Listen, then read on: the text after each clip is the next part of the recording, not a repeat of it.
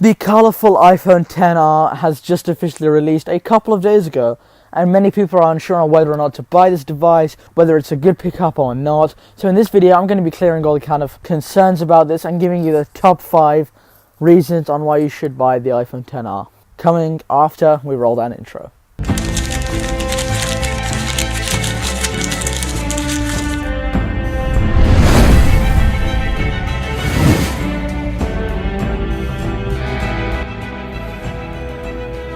Hey, it's AKAJK, welcome back to another episode of the JK Tech Show on the channel. This is like season 1 episode 17 or something.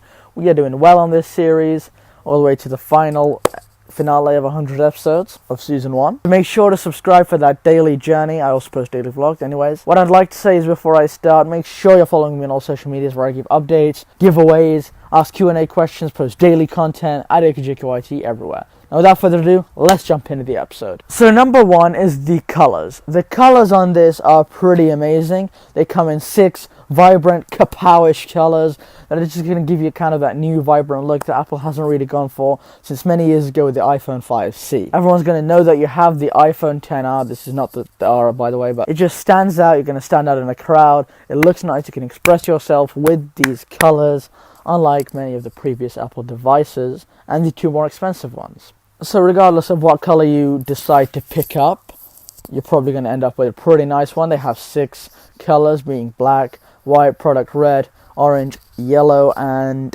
silver. No? Not silver. What did I say? Black, white, orange, blue, product red, and yellow. Those are them. I don't know what I missed. But anyways, those are the 6 colors.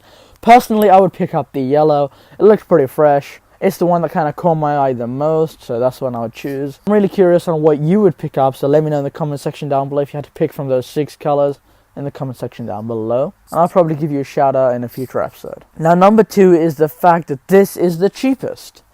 Now I'd like to preface this point by saying this isn't the cheapest smartphone of the high kind of tier range. 100% not. There is literally every non-Apple smartphone coming in at a very similar price point, which is vastly superior to this device. Obviously, Apple devices come with a premium. What I was trying to say is that this is cheaper than all the other Apple iPhones of this lineup. Coming in at $749 for the 64GB version, $799 for the 128, and $849 for the 256. Comes in several $100 cheaper than any other of the new 2018 iPhone lineup. So if you're looking to get into the brand new iPhone game with that kind of iPhone X display, but you don't want to break the bank completely, have a few $100s to spare, then this is definitely the one to pick up. Now number 3 is the camera. And you're probably thinking this only has one camera, it's not that good, whatever.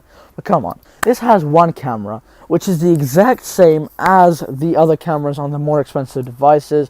The 12 megapixel 4K wide angle lens. The only difference is that you don't get this second telephoto lens. You just get the top one. As if you kind of cut this off and you just get the top one.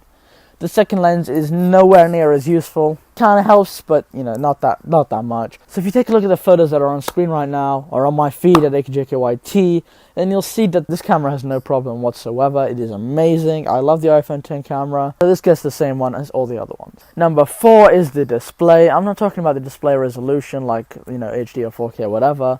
I'm talking about the size of the display. This comes in the middle of the XS and the XS Max, has 6.1 inches, has a larger display than the iPhone X, the 2017 OG version, or the iPhone XS, which are 5.8 inches. The XS Max is 6.5. This is in the middle with 6.1 inches, which is real good, bigger than this, and it's much cheaper. So the overall display of this phone is bigger than the S. That's just period. Now number 5 is out of the frame. That's probably out of the frame, but number 5. Number 5 is the brains. The brains of this are the same exact ones that you get in the other 2 more expensive devices.